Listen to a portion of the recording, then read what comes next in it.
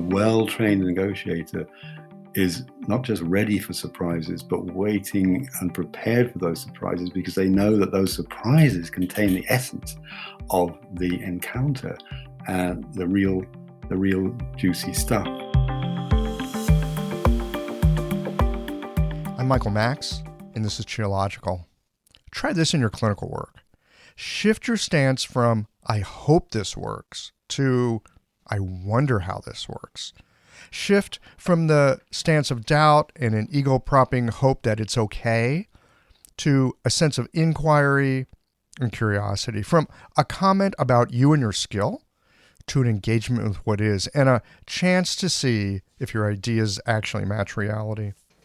How often have you planted your last needle, dimmed the lights, and walked out of the room and thought, oh man, I hope this works? You know that feeling I'm talking about, that sense of doubt that both tugs on compassion for your patients and at the same time feeds a sense of wanting to feel like a capable and helpful practitioner. I hope this works. That uncomfortable thought that goes through my mind far more often than I imagined it would after being at this endeavor as long as I have. At the beginning of my practice, I thought by now I wouldn't have these doubts. Perhaps the doubts are part of the landscape of practicing medicine. In fact, I think they are. Like all of nature, humans are complex interactive systems. Whatever treatment we give is always based on limited knowledge. There is what can be seen, and there are helpful and mostly reliable signs and symptoms that can guide us, but still, there's the question, will this work? Which, really, when you think about it, it's a great question. And if we can stay the uncertainty and discomfort of investigating into how will this work, then we can get somewhere. If we can shift from, I hope this works, to, I wonder how this will work, then we can shift away from requiring our patients to get good results so as to prop up our sense of self-worth and to engaging the unfolding process of understanding who our patient actually is. There's a lot of pressure to get it right, and I am not suggesting that we work in a sloppy way. But there's a lot of getting it wrong on the way to getting it right. We should do the best work we are capable of doing. But doing it to prop up our sense of self-worth is neither helpful for us, nor is it useful to our patients. Finding a way to engage that part of you that is curious and exploratory, like perhaps what it was like when you first set off on the path of thinking that learning acupuncture might be a good idea. Can you remember that? Can you recall what caught your attention that led to thinking, maybe there's something here worth following? Sticking with the process of discovery that comes from the mindset of, I wonder how this will work, it leaves us open to appreciating the deteriorations in our patient's condition as well as the improvements. Much as a true scientist is as happy to disprove as prove a hypothesis, the joy of the work is in the discovery and, more importantly, updating our understanding. I saw a sign at my niece's math classroom when there for a parent-teacher visit. It said, when you're getting it right, you're practicing. When you're getting it wrong, you're learning. Much of the time, we are practicing medicine. But the amount of time we're learning, it's not small. I wonder how this will work. It's not just a helpful question. It's a stance that keeps us open to new information, and there's always new information if we keep ourselves open to it.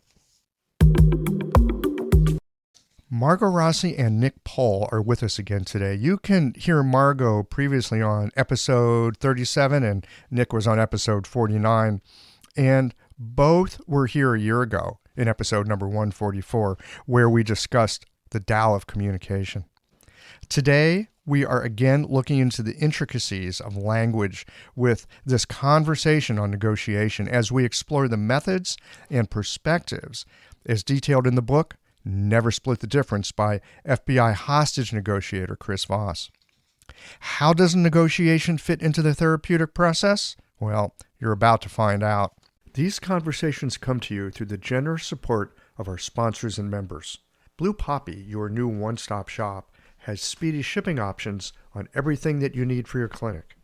It's Women's Health Month at Mayway Herbs. Check out their new website for learning resources on helping women with herbal medicine. Are you a creature of habit? How about making a change that helps your patients and the planet with AccuFast needles? And later in the show, raising your fees doesn't have to be a difficult process. Jane has helpful suggestions on making it easy and effective. And finally, have you considered that having a thriving, profitable practice is one of the most healing things that you can do? Julie Bear Don't Walk has, and she can help you do something about it too. Do be sure to visit the sponsors page on the Qiological website to take advantage of all the special offers our terrific sponsors have for listeners of the podcast.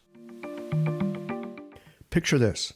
Your clinic is buzzing with patients, and then you realize that you're down to your last box of needles.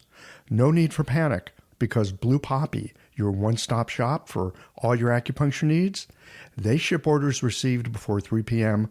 on the same day. With a quick visit to Blue Poppy's website, you can order premium needles, herbal formulas, and that special Dr. Bob's oil that your patients love. Blue Poppy understands practitioners can't keep patients waiting. That's why they strive to get you what you need when you need it. From high-quality Chinese herbs and formulations to acupuncture supplies and clinical essentials, Blue Poppy has served practitioners for nearly 40 years with products that meet the highest of standards. Discover everything Blue Poppy has to offer by visiting www.bluepoppy.com, and don't forget to subscribe to their mailing list for exclusive offers and more. Hi folks, I'm Yvonne Lyle, president of Mayway Herbs.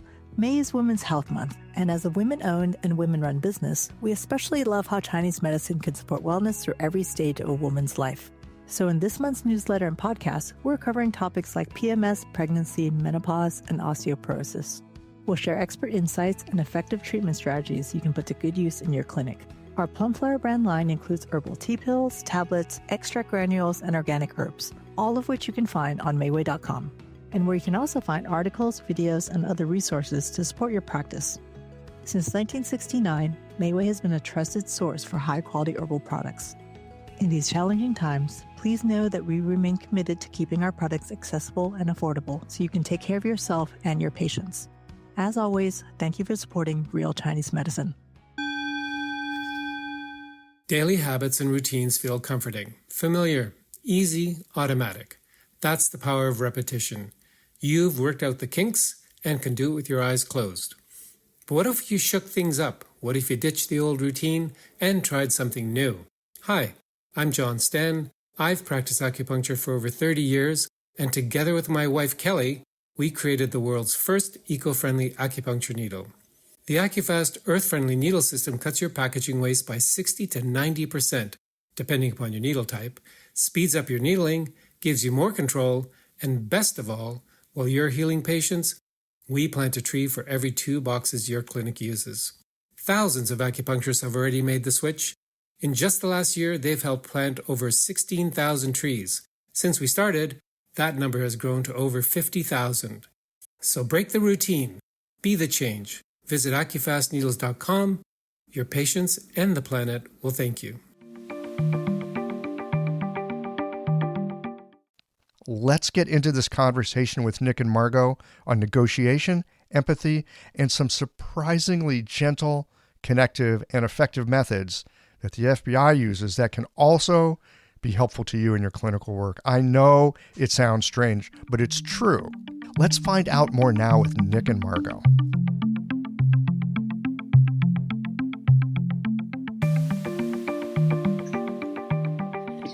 Nick Pole and Margot Rossi, welcome back to Qiological. Thank you, Michael.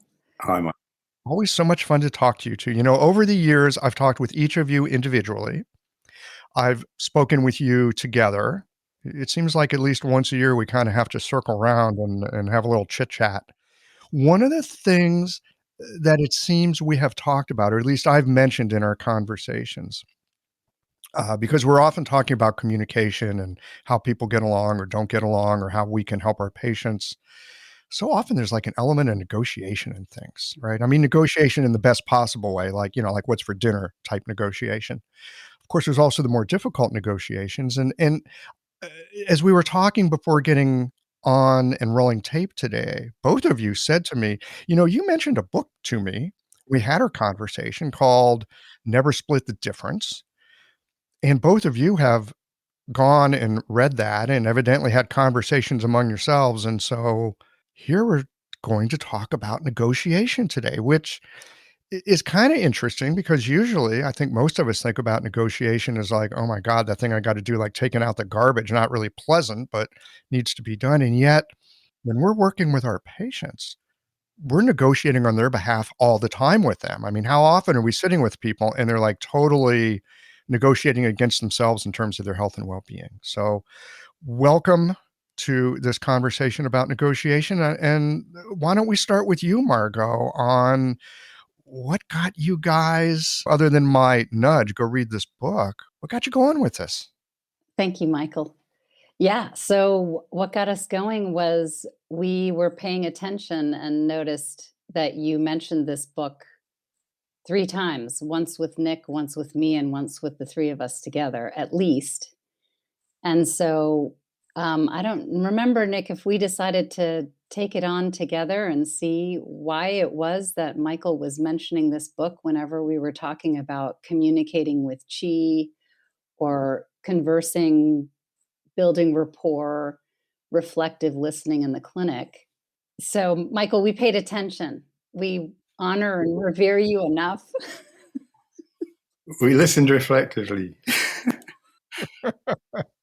So, I mean, I'm keen on that book. I'm curious to know, especially with the kind of work, Nick, that you do with clean language and Margot with communicating with Qi and thinking about how our Chinese medicine fits into all this. What is it about this book that you have found helpful in your work? Yeah. So, for me, I think when Nick and I started reading, we read it together. So we've been checking in every week and just sort of sharing our impressions of it. And one thing that Nick and I both have noticed is that what the author Chris Voss is talking about in negotiation, it really is about listening, the language that we use, creating rapport with the people that we're interfacing with, and also trusting that they know for themselves what they want. He's dealing with hostage takers. We're dealing with patients and clients, but it's really the same thing. The patient, the client, the person that he's dealing with has a goal in mind and isn't sure how to get it. There's a demand being made, and then a negotiation has to take place. And this is true for our patients. I think what's so evident to me in my initial intake with patients, which I still take a long time, I take an hour and a half with people just to get a feel for them when I first meet them. And it's so clear to me that with everything that they're dealing with, whatever health issue they're dealing with, they're having to negotiate and accommodate it in their life with their family and their friends and their coworkers and themselves. And they have to look at their lifestyle. I mean, if they want to. There's a lot of negotiation happening for the patient within themselves with the issue that they're dealing with. And Nick observed something else too. I would say the more you do this kind of work, whatever kind of therapeutic work, acupuncture, for me, it's a mixture of hands-on work and clean language. And the more comfortable you get with yourself as you do it, the more you realize that ultimately you're working with trauma. It's just these layers of trauma, many layers of trauma, not just individual incidents, not just attachment traumas, but generational traumas and these many layers that it's just those layers of trauma that lie between our everyday manufactured self and our authentic self that we want to present to the world. And what got me interested when you kept mentioning this book, Michael, was that Chris Voss is an FBI negotiator. He's working with people in absolutely rough and ready, raw emotional situations where trauma is right there. Everyone's kind of quivering with it. People with their hostage in a bank or in an apartment in Harlem, whatever. If they come out of that door, they might be shot down by the New York Police Department. They have no idea what's going to happen to them if they do what this negotiator says and come out of the door with their hands up. So that trigger edge of trauma, just learning to be with it, learning to be comfortable with it, learning to come back to one's own safe sense of embodied presence, and to almost, sounds a little strange, but to welcome it, which I guess I do now. It's like until the trauma comes into the room, nothing's really started. And this is another point that Chris Voss makes. He says it so well. This is a quote from him. It's vitally important to get to the client's know, or get to the hostage taker's know, because it's the know that starts the negotiation. And he emphasizes how important it is in any negotiation to bring the objections, to bring the negatives into the open as early as you can. Whereas we, I think, in the helping professions, tend to want to kind of keep the nose out and just get on with this nice, happy healing process. So that's certainly where I'm coming from in relating to this stuff. Yes. There's a very famous book on negotiation called Getting to Yes. And often, especially sleazy salespeople, when they're trying to sell you something, they will try to get you to say yes, yes, yes. They get you to say yes to something that doesn't really matter, and they get you to say yes to something else. And, not that big a deal. The idea is that if you say yes long enough, you'll say yes to whatever it is they're trying to sell you. And most of us know that, and most of us resist the hell out of that because it's super manipulative.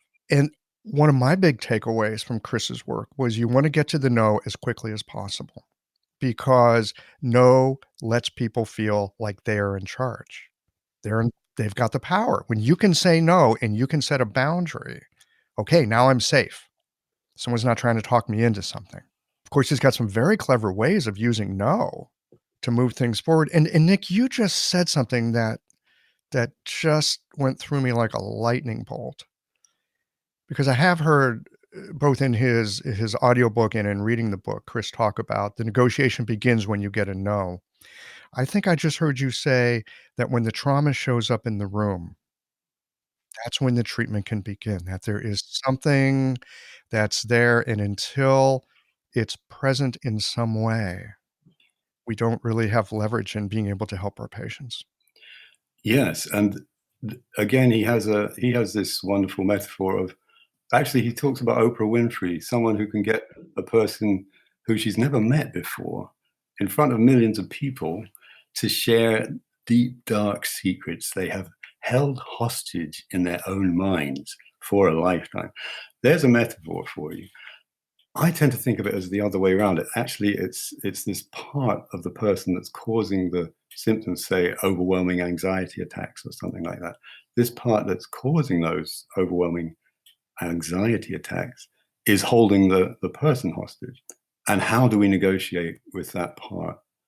And that's where I see myself as a kind of mediator. Sometimes, as you say, you sense this trauma coming into the room, into the field, before the person does.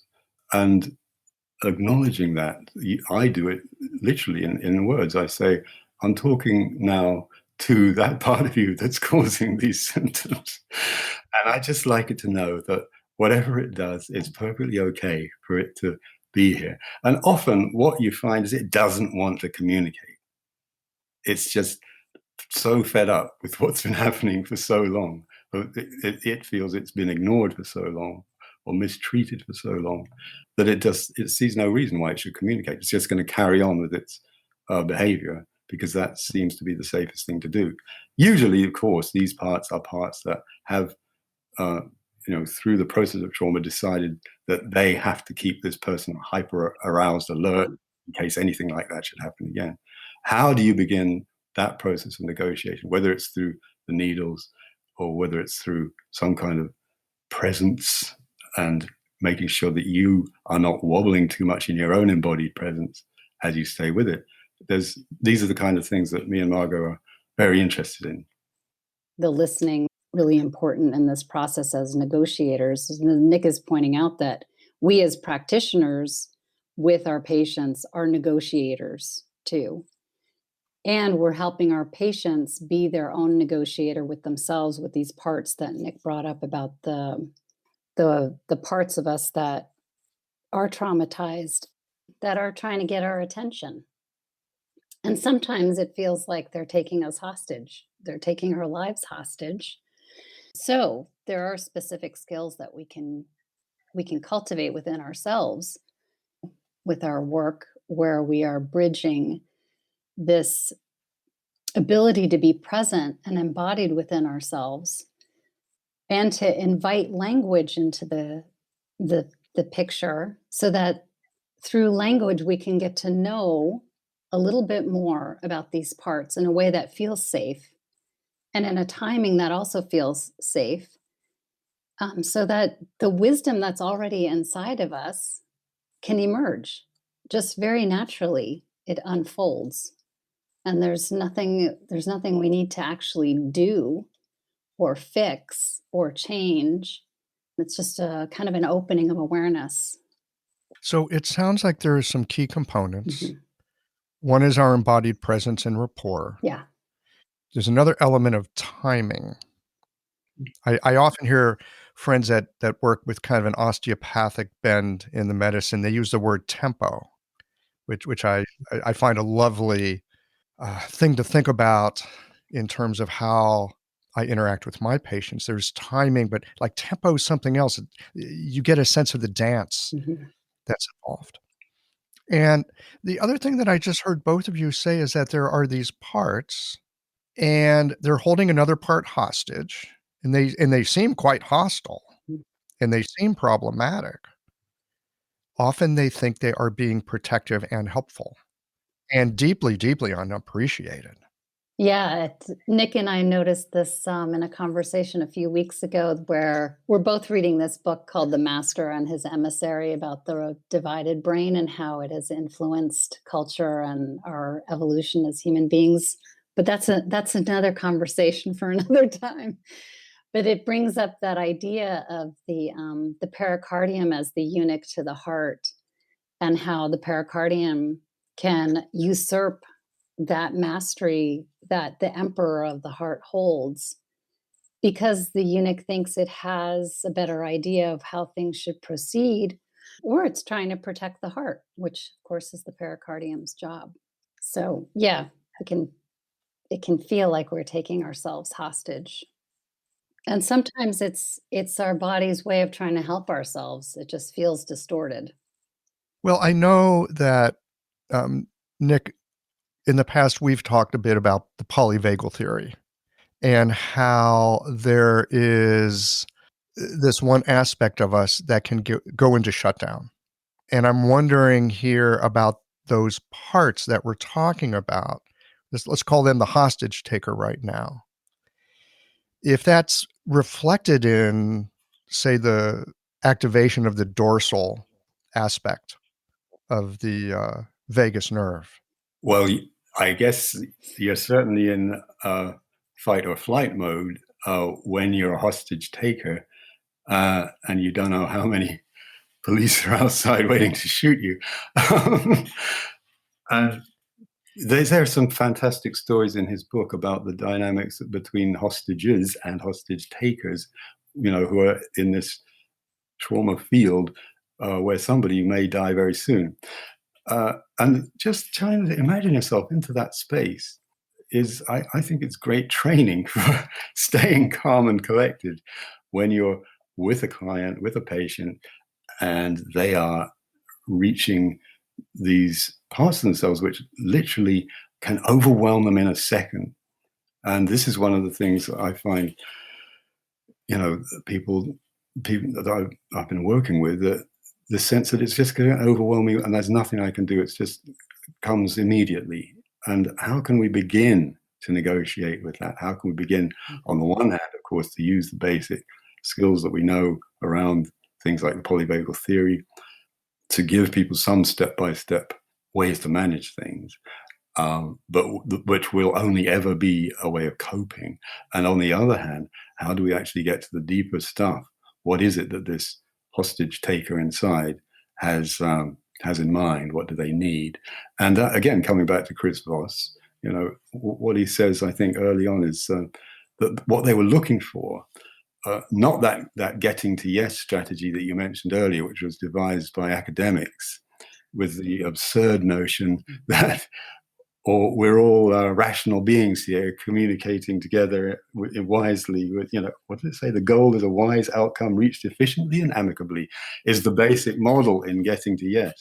And Chris Voss has this wonderful story about how he was invited to Harvard to test his approach to negotiation, which was developed in the field, as he said, not in the realms of academia, and how he actually outwitted them when they tried to negotiate him down.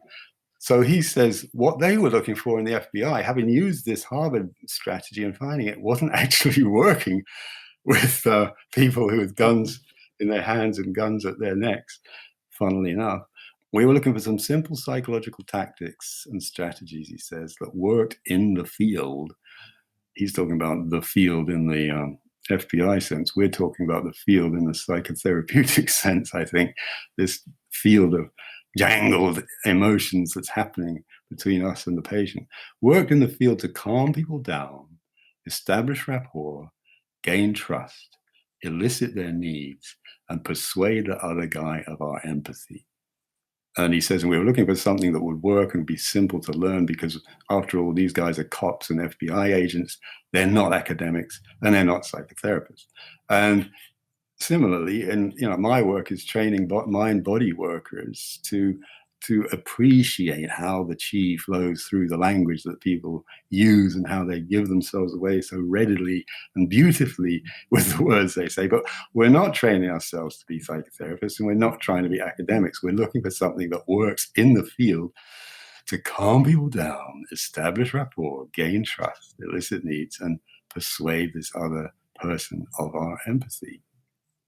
You just said that patients give themselves away with their language. They beautifully give themselves away with their language. I heard that it just lands with this sense of, I think that's right. I think about certain encounters that I've had in clinic, and I wouldn't say that I approach it in the same methodical, conscious way that you might because of the training that you've got and the ways that you think.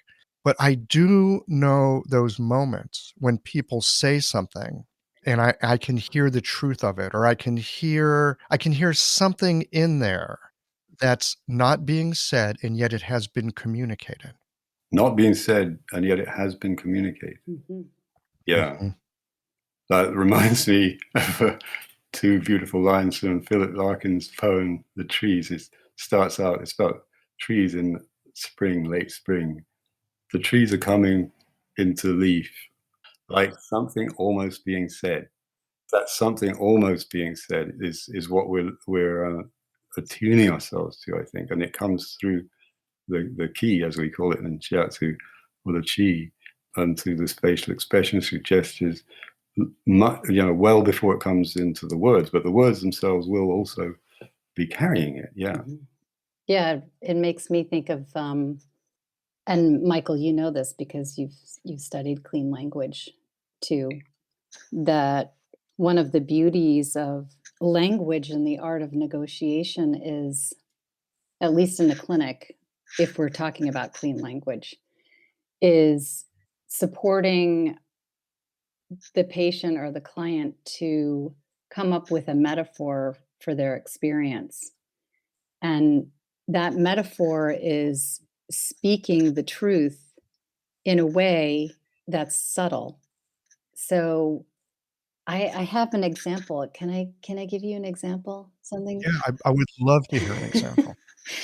Because this case so beautifully, I think, outlines this art of negotiation and how we can support our patients in negotiating with themselves, and to do it in a way where we're not inserting our own agenda. We're not inserting our own wisdom or knowledge or medical theory. We're just inviting them to discover for themselves what's already inside, what they already know. It hasn't yet emerged, but the metaphor can help them see it as you're saying. So this is a case of someone who works in human resources in a situation that's residential. So she's working with people who live together during COVID. And it's a fairly isolated situation. So she's in HR, she's got this pressure of navigating the pandemic. At the same time, several states away, one of her parents is dying.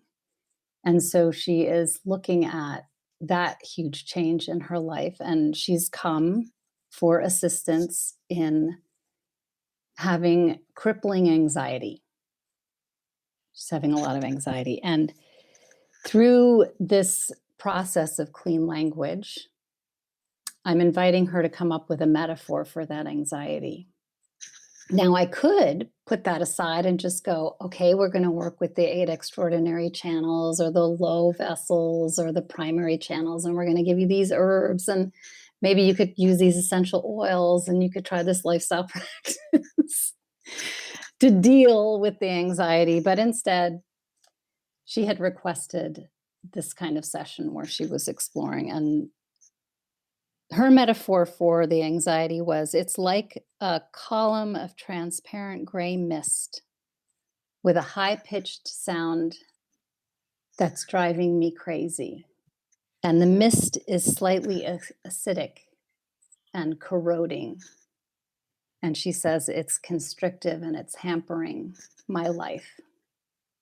And I'd just like to pop in there and say, people are always amazed. As the therapist, you're amazed, but people are amazed themselves with the clarity and detail, almost like some animated movie suddenly appearing in their head, what these metaphors actually convey. That's amazing.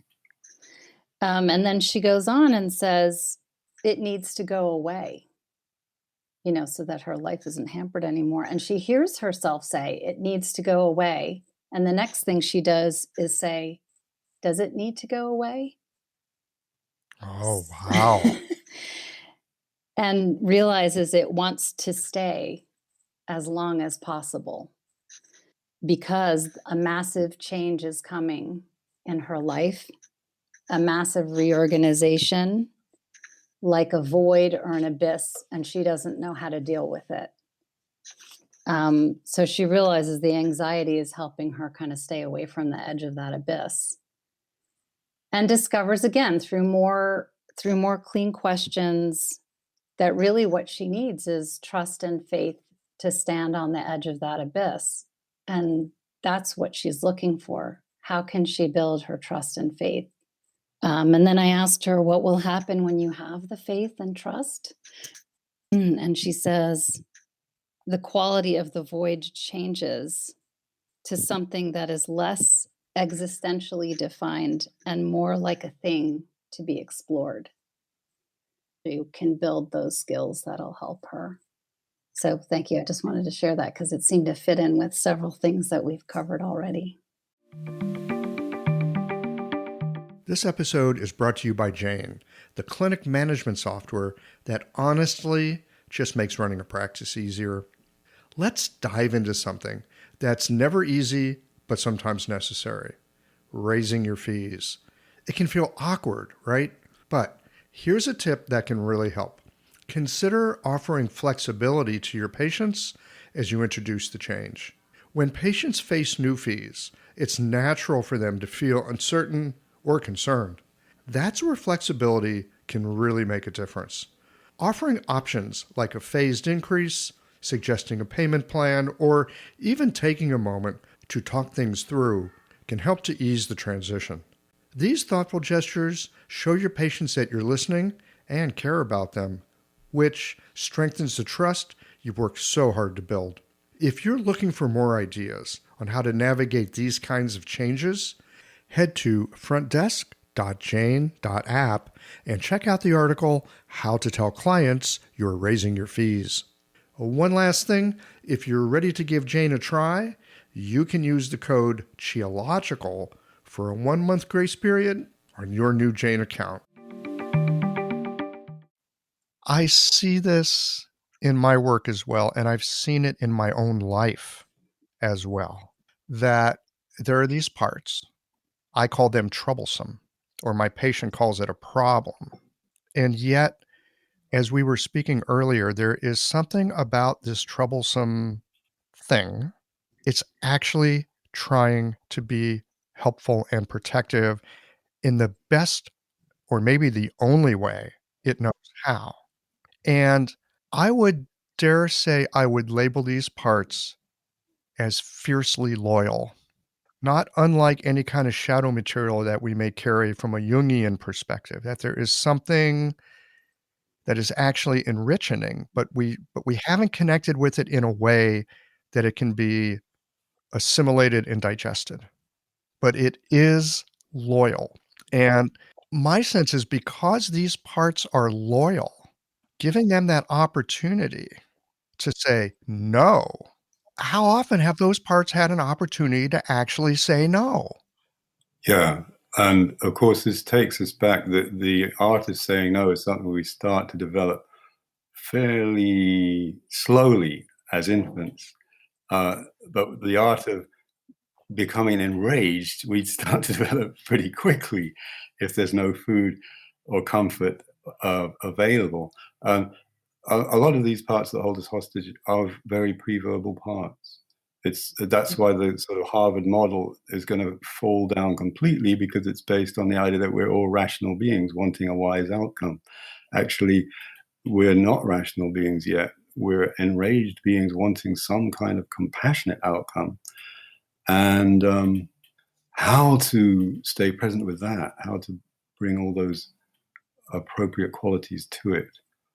And I think Margot is wonderful at doing this, because those things you mentioned before, all the other options, the oils, the acupuncture, sometimes that can be such a relief. Mhm. That those things are available, and that there's someone here who cares about me and is offering these possible ways to calm things down, to establish rapport, to allow me to express my needs in some way, or to allow these enraged or terrified parts to express themselves in some way. So that's the work, really. And another thing that I always start off with is to emphasize this thing about negotiation. I don't use the word negotiation, but I do say collaboration. And one thing Chris Voss says is negotiation is the heart of collaboration.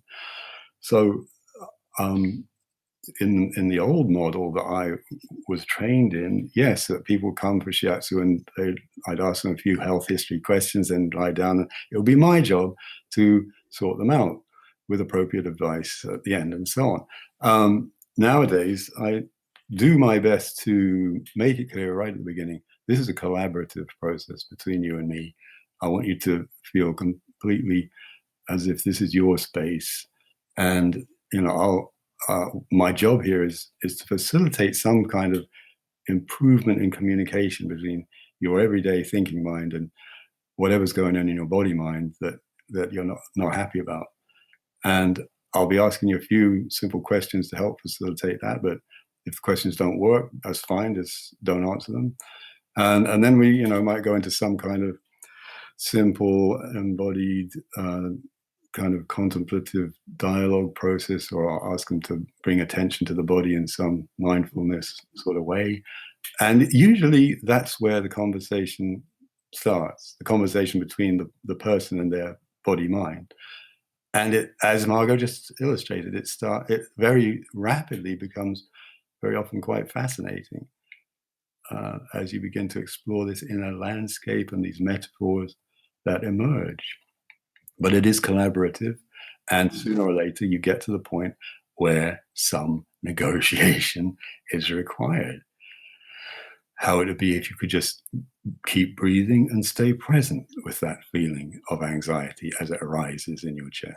That's a negotiation, that I'm making with the person and that they're making with their own breathing. Does that make sense?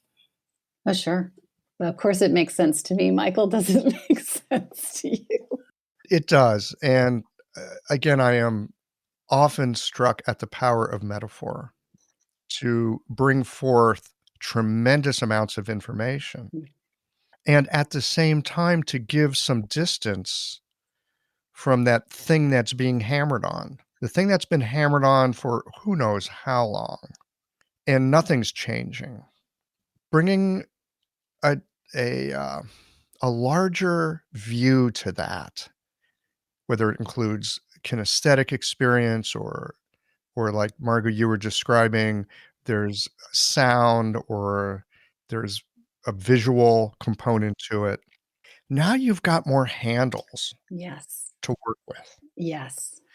And it's a bit safer because we're not talking about, I'm using air quotes here, the problem. We're talking about this other thing. Yes.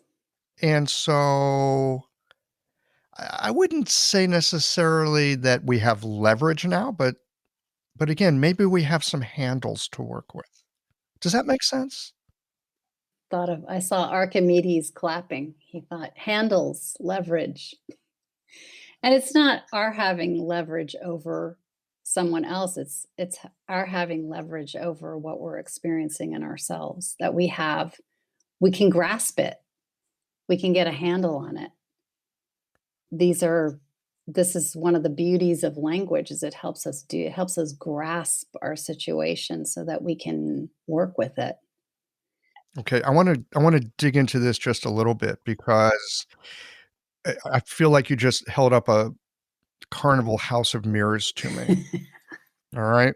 So often I think in working with patients, I'm there to help them shift something, but you were just talking about noticing something in ourselves, Mhm, using that. mhm.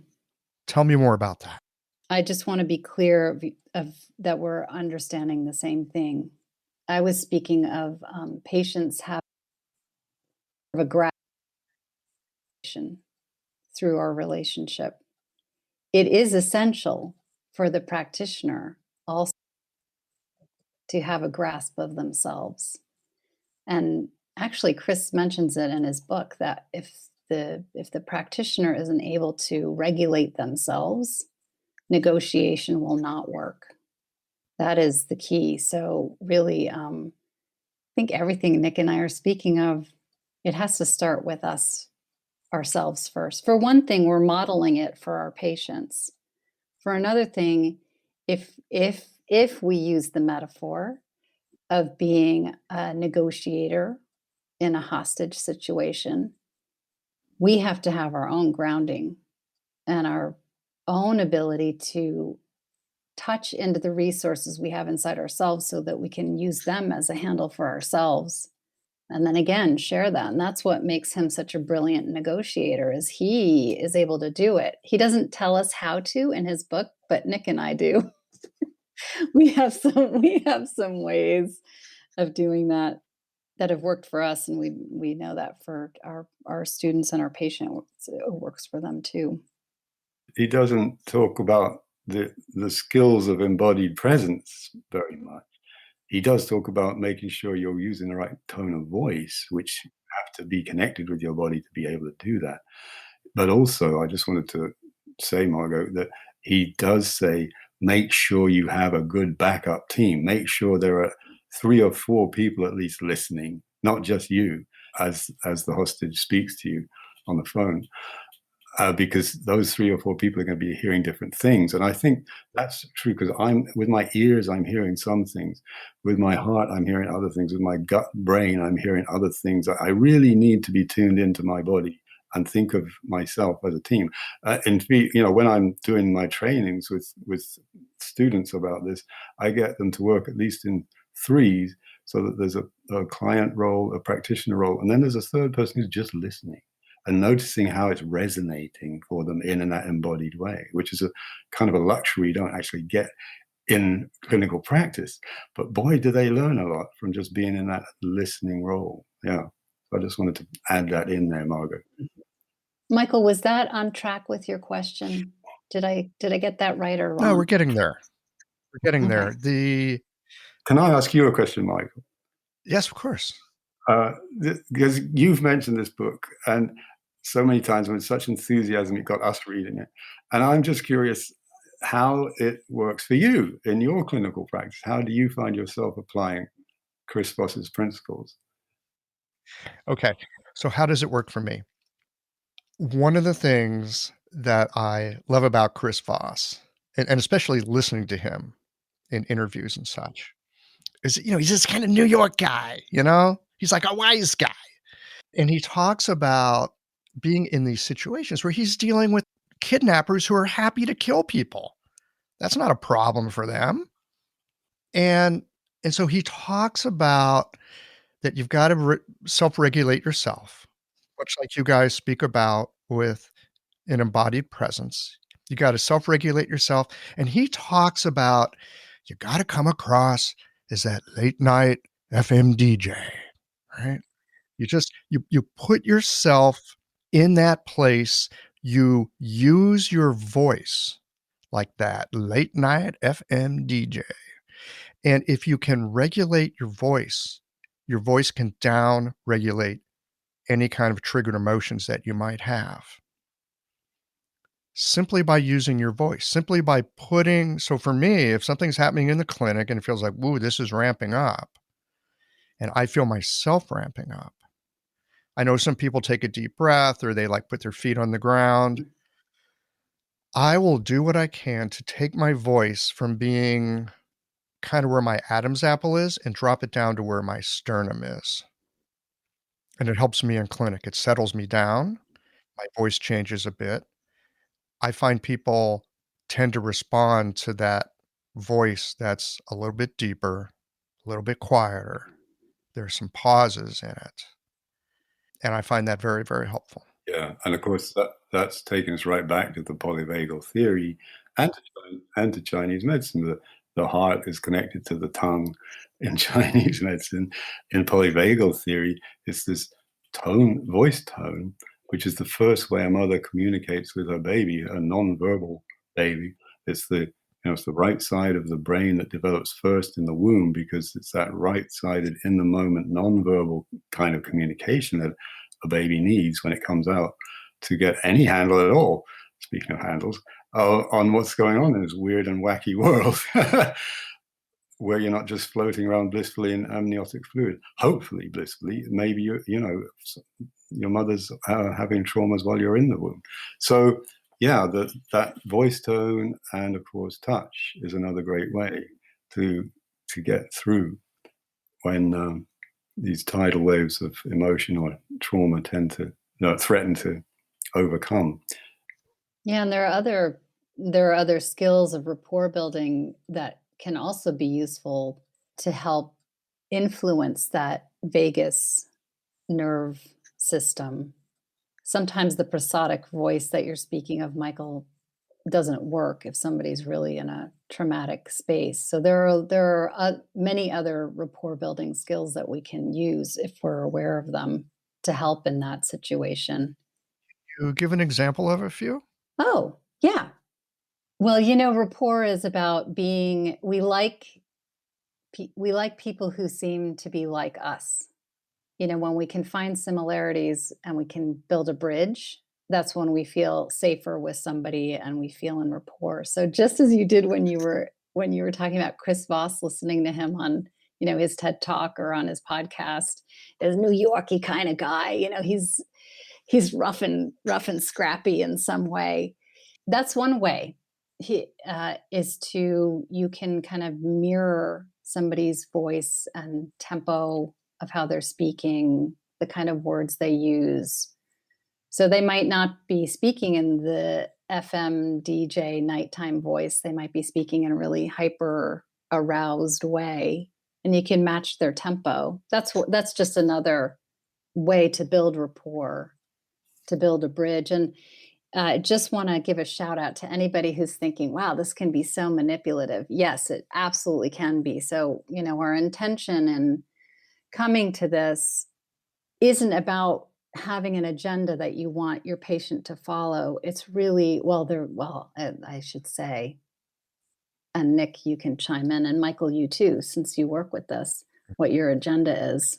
Mine is definitely that my perspective is that there are these disenfranchised parts of ourselves, marginalized parts of ourselves that are really calling out for recognition and Yeah, to be honored and noticed and not to be fixed or changed or put aside or shut up.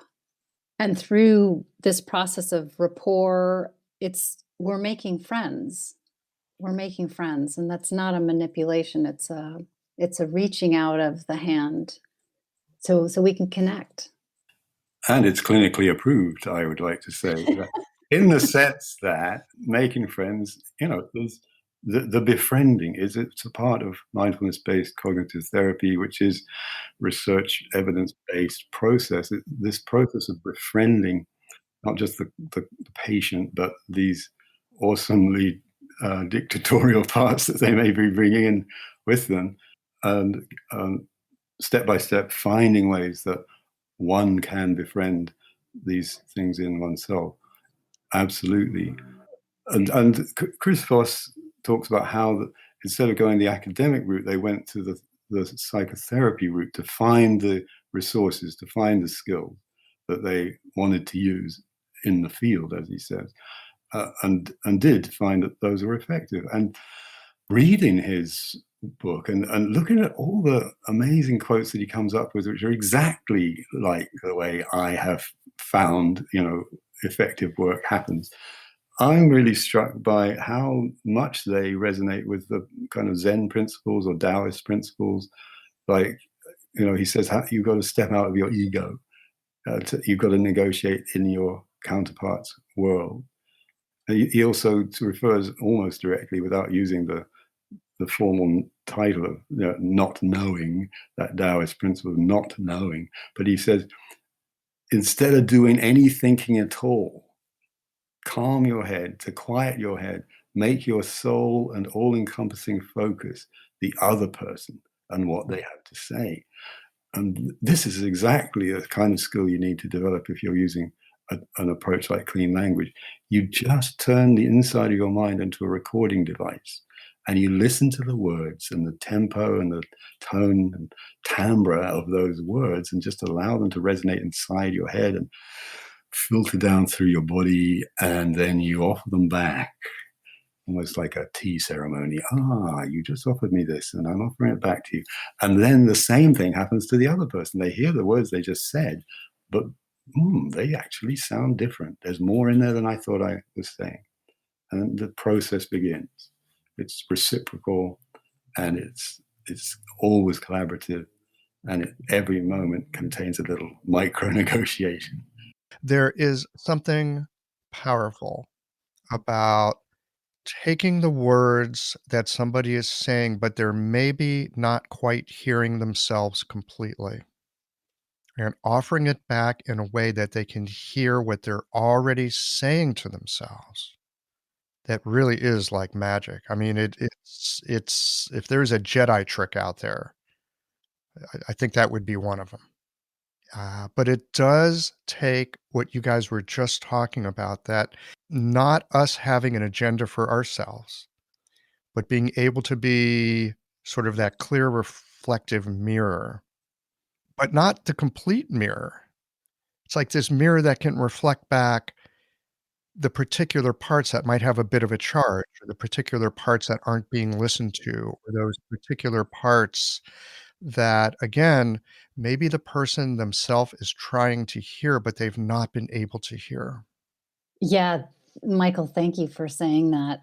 I love in this book how Chris says it may look as if there are just two people in the room having a conversation. For him, it's the hostage taker and himself, negotiator. It may look like there's just the patient and the practitioner in the room, but when you look at it, how many voices are in each of our heads? We have the voices of our teachers and our past patients, our experience. We have the voice of Lao Tzu and Chuangzi. We have the voice of our spouse who we just had a fight with, and then the patient has all these voices in their head too. So when we offer this reflective listening where we speak back exactly the words that they've given, like Nick said in the tea ceremony, and as you're saying, Michael, they have an opportunity to hear it. And just like the patient in the case that I shared, the response was, it needs to go away. And then she gets to reflect on that. Wait a minute, does it need to go away? And realized somewhere inside of her came, no, it doesn't need to go away. Here's what I really need. So that listening piece is so important, and feeding back so we can hear ourselves. We don't really see ourselves very well. That's something in NLP you can't, or actually, my teacher Jeffrey says that you can't change the mind with the mind. There's a you need something meta to the mind to help it see itself. And this reflection is like that. It's very powerful. Having a thriving, profitable practice is one of the most healing things you can do as a healthcare practitioner, because a robust business is the ultimate expression of vital chi, and that's the heart of our medicine. I'm Julie Bairdontlock, and I help practitioners grow nourishing, profitable, authentic businesses that embody the generative cycle of Chinese medicine. This isn't about all yang all the time. It's about expanding your own internal capacity, growing collaborative relationships with your patients for ethical patient retention, and marketing as an extension of this medicine, not a necessary evil. You already know that everything is connected in your patients' lives and bodies. The same is true for your business. When we align your systems, your schedule, your pricing, and your offerings with you, we create flow, which means more spaciousness, more impact, and more joy. When you are in the flow, fully resourced in terms of chi, time, and money, your business becomes a source of healing, not just for your patients, but for you. Let's grow something rooted, radiant, and real. Visit lifeflowconsulting.com to learn more.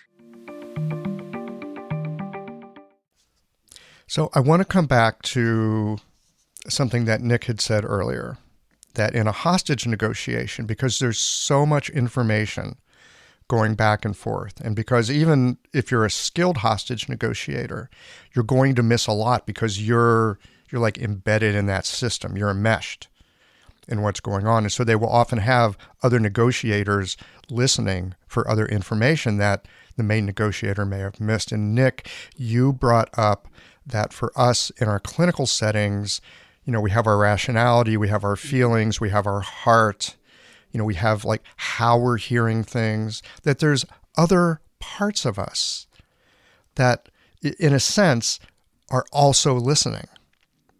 And it seems to me that we can bring not just our intellect to this, but we can bring our heart to it. We can bring our emotions. Sometimes we just bring our emptiness. And it has something that it has heard that the rest of us hasn't heard. Absolutely. Is that a question? Well, it's a comment. I want to see, does this make sense to you? Or am I just off on a tangent? It's always moving to remember, to realize how much of you there is outside your head. As you're talking about hands and gut and so on. Sorry, heart, you said, and gut. I was really remembering. Heart, yes. Although you could put your hands on someone, and that can also give you information. That's also in our ballywhack. Absolutely. I was remembering that. It's my hands know stuff that my head will never know. I think Carl Jung has a quote to that effect. You can often solve problems with the hands that the intellect has no idea how to resolve. And it reminds me, that, again, reading all of the things he suggests, that of the skills of not just of Zen, but of improv, which is a hugely popular thing these days. It's even in business work. The emptiness. In improv, you come onto the stage with nothing. That's the whole point. If you come on with a script, you're already trying to shine as an actor, like the way we maybe try to shine as a practitioner. You come on with nothing except your body, your embodied self, and this deeply trained willingness to be totally present with the other person on the stage, other people on the stage, and to see what emerges from that. And one thing Chris Voss says is a well-trained negotiator is not just ready for surprises, but waiting and prepared for those surprises, because they know that those surprises contain the essence of the encounter and the real juicy stuff. And so being ready to be surprised, being empty, listening with your whole body, being prepared to stay in that stage of not knowing. And for me, when I think of improv and Zen, the non-doing aspect of Zen, how do you pronounce it in Chinese? Wu Wei, is the playfulness of improv. It's like we're not doing, we're playing. And even in these another moving part of the book is where he's talking about these very fraught situations, but moments of almost playfulness, moments of genuine rapport, moments where a hostage taker is revealing things about themselves. And just as Oprah Winfrey does, getting people to talk about their deeper needs and injuries and emotional wounds that have got them into this situation in the first place, all of that stuff.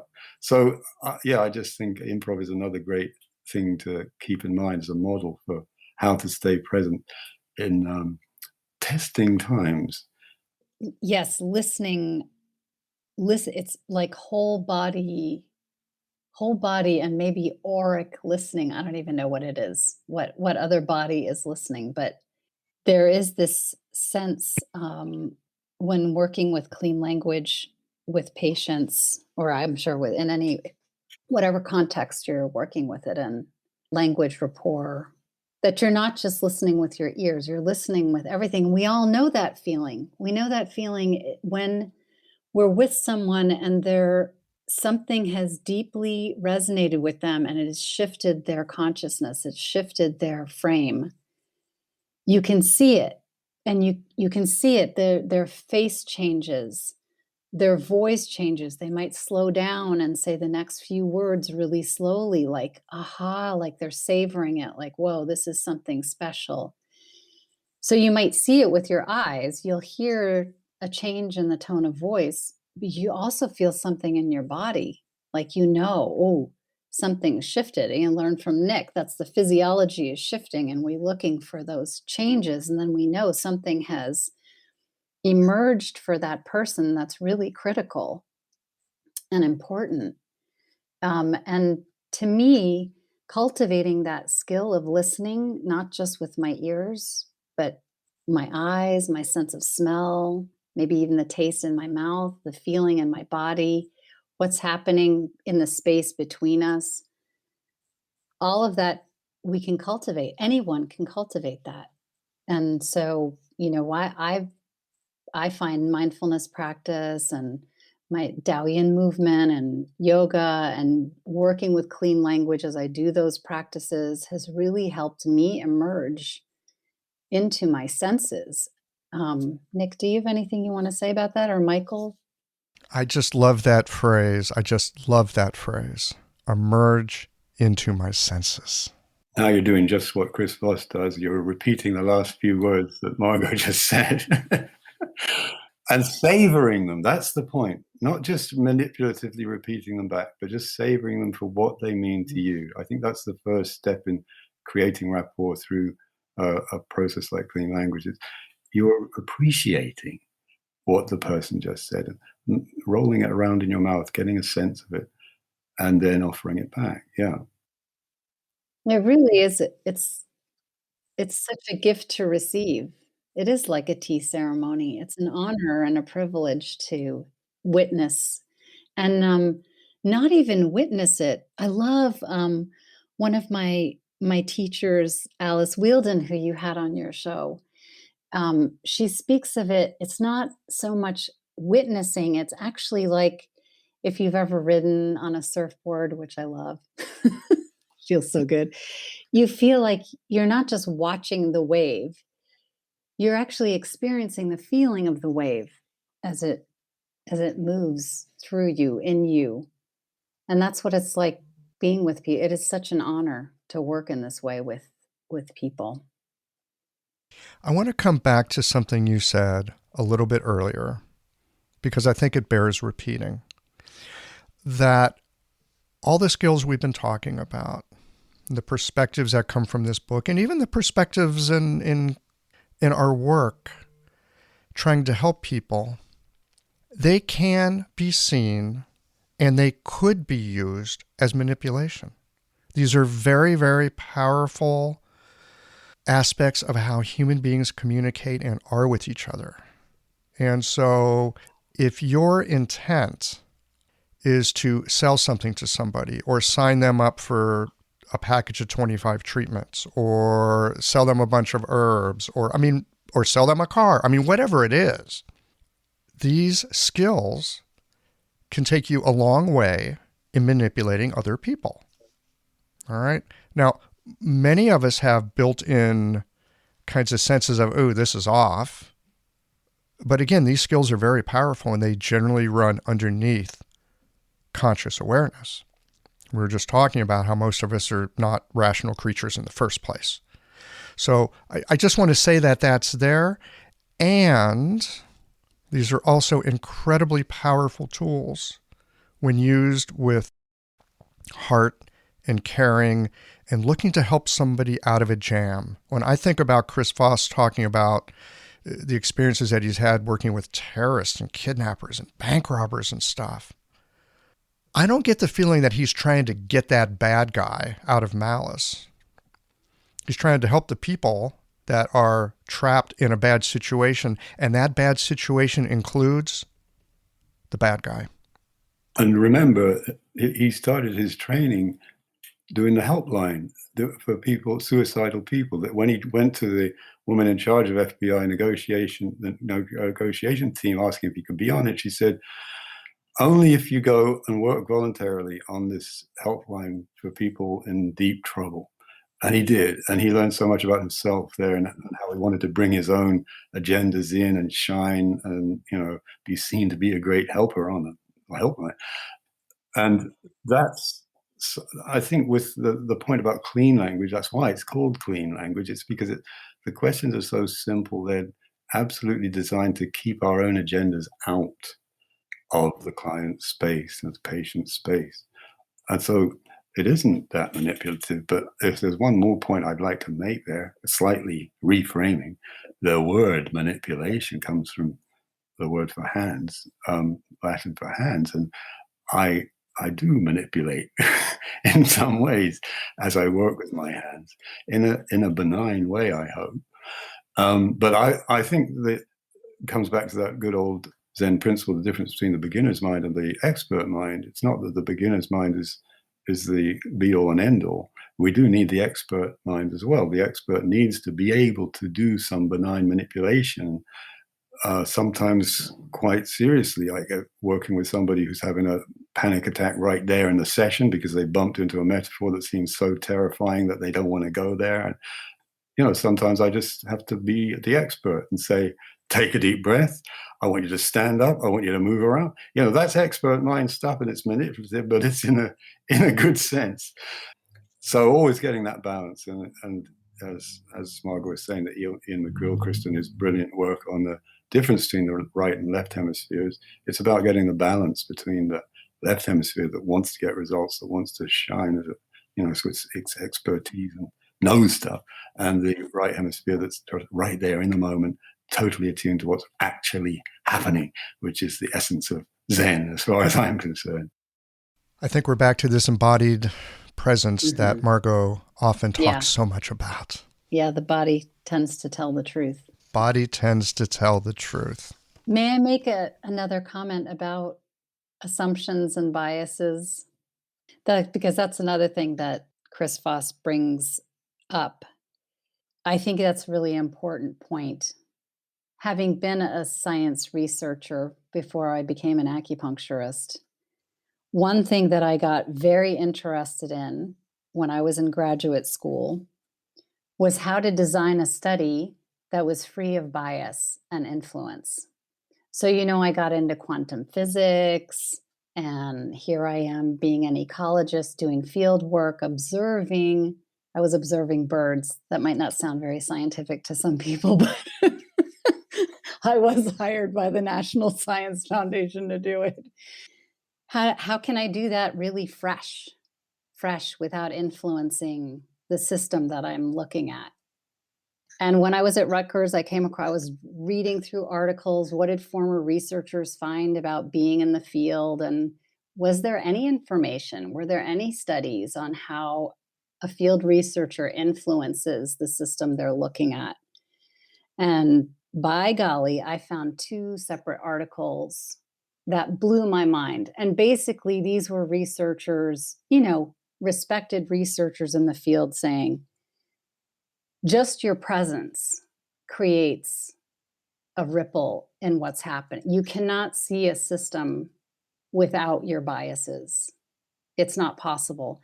And these two studies were showing how the birds responded differently to having a person in their environment. We think we're in a blind and they can't see us, but they're not stupid. We're there. And so many of my my research, we always had a camera watching them, and then we had the researcher come in, and then we observed how they responded to those two different things. So as Chinese medicine practitioners, we bring a lot of bias into our practice, a lot of assumptions. We have our own body of gorgeous metaphors. But even just sharing the metaphors of Chinese medicine is influencing our patients because they might have different metaphors. We might talk about wind and fire and heat and cold. And though those really resonate for people, because we all know what that feels like, they might have a different metaphor. And this is what I love about this practice of clean language is we get to hear what their metaphors are, and they get to hear them too. And then they can change from that. Yes, and they get to hear them too. They get to hear them too. The thing about being in a field and observing a field without influencing the field, I mean, yes, that very quickly gets into quantum physics and that whole sense that it is impossible to observe anything without changing what's being observed is Exactly. such a hall of mirrors idea. And at the same time, we can take that, like you were just talking about, we can be aware of our awareness. And we can use language in a way so that we can watch our own mind. And Carlo Rovelli, I think his name is, the guy who's the best explainer of quantum physics at the moment in terms of putting it into popular language. He's recently come out with a new book in which he specifically goes back to Buddhist principles and says this idea that has got so embedded in our minds that the observer changes things is maybe better thought of as simply an acknowledgement of interbeing, of everything related to everything else. And that has to be a bottom line principle in the kind of work we're talking about here, I think. Everything's related to everything else. And that's gorgeous. And what a powerful, the presence is powerful. It's powerful medicine. So we began today with negotiation, thinking about negotiation, talking about it. Often when people think negotiation, they're thinking two sides, and there's kind of a battle going on. Someone's going to win, someone's going to lose. And after this delightful, winding conversation, I think we're coming around to that there is this field of interconnection. And it's how we pay attention to that interconnection. The parts of us that we bring forth, or maybe even hold to the side so that our patients can bring these other parts of themselves forth, because it seems to me that's where the gold really is in the healing encounter. Does that make sense? Well, Chris Voss, to come just to one more quote, it talks about, he says there's a kind of involuntary neurological telepathy. Each and every one of us in every given moment is signaling to the world around us whether we're ready to play or fight or laugh or cry. This involuntary neurological, he calls it telepathy, but actually there are plenty of ways you can track how we're communicating these things to each other. It's not just through the chi or the energy, as some people like to say. But that's one way of thinking about it. And another thing he says is that in any negotiation, human connection is the first goal. So it's like, yes, getting the right kind of human connection is the goal. There's always human connection there, whether it's whatever we're involuntarily signaling and connecting. Getting the right kind of connection is the goal, and that human connection in which we're present, not just in our heads or with our language, but with our bodies and how they're communicating with each other. That's really important stuff. I did find Chris Voss's book to be a beautiful melding of intensely manipulative and also honoring work. So I'm just thinking, if anybody picks this up, I wouldn't want them to think this is my Bible of how I want to work with people, because he's got he is working from a metaphor of something to be fought or subdued or shifted. He's invested in that in here. So, just to your point, Michael, of speaking of, you brought up manipulation. I just want to say that out loud for folks, that this, has brilliant insight into the art of negotiation, which we do in clinic. The way he goes about it, his intention is different from ours. So maybe that's explicit already and maybe not. Well, it's worth keeping in mind. I would also like to suggest that, like any powerful tool, your intention behind the wielding of that tool is what makes it a surgical scalpel or a murder weapon. And there's also a delightful story in the book. I think it's one of his students who managed to get an upgrade on an airline at a time when there was all these snowstorms and big events. I mean, there were like no seats to be had. People were waiting for like 2 days to get on a damn airplane. And one of his students managed to get himself a first-class upgrade on the next flight out. And using very simple skills of reflection and some of the empathy, getting people to say no, all these things.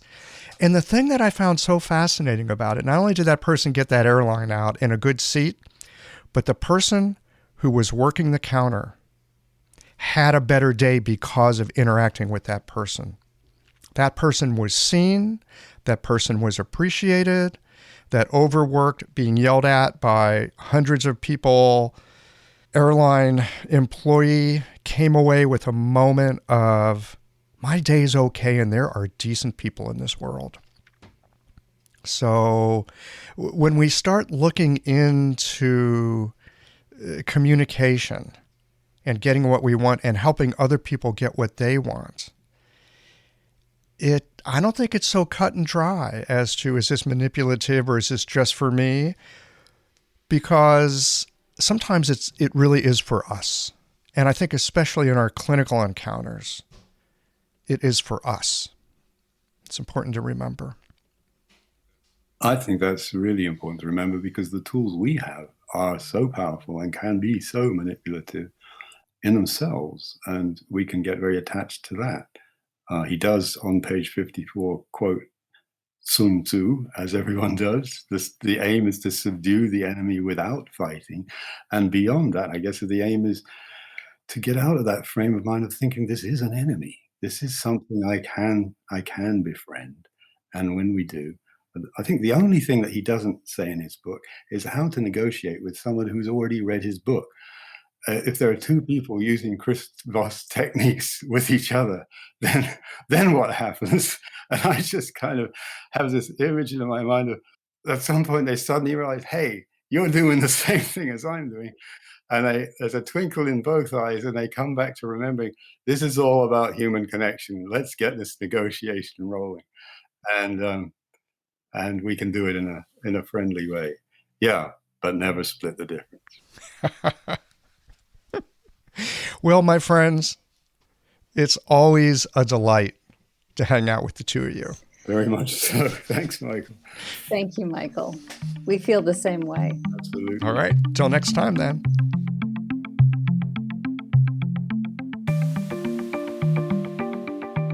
I read Never Split the Difference a few years ago, and it's a great book for learning to, as author Chris Voss says, letting others have your way. I so appreciated this conversation with Nick and Margot, exploring how these negotiation techniques can also help us to help our patients. It occurred to me back when I was reading the book and starting to attend to some of the nuances and use of language and empathy that my patients were often negotiating against themselves, that they would play their weak cards thinking that they were a better person for doing so, or they would ignore inner resources and strengths as they had a low opinion of that part of themselves. With our medicine, we help the body and mind to function in a more integrated state of harmony and coherence. Needles, of course, can help with this, and the skillful use of language and attention can also assist our patients in being more connected to their essence and Zheng Qi. And, of course, in the process of running your business, being able to negotiate in a respectful and effective way, well, that's always helpful. Nick's book, Words That Touch, and Margot's new upcoming book on language and movement are both ways to further explore the use of language in the therapeutic setting. Details and links to those are over on the show notes page. Well, here we are at the end of this episode. If you've listened up to this point, you're either a rabid fan of Qiological or the forward button on your podcast player stopped working. If you are indeed a fan of the podcast, you can help us to bring new episodes to our community of practitioners by supporting us with a membership or a one-time contribution. Details, of course, are on the website. That's it for today, friends. Join us again next Tuesday for another thoughtful episode of Qiological.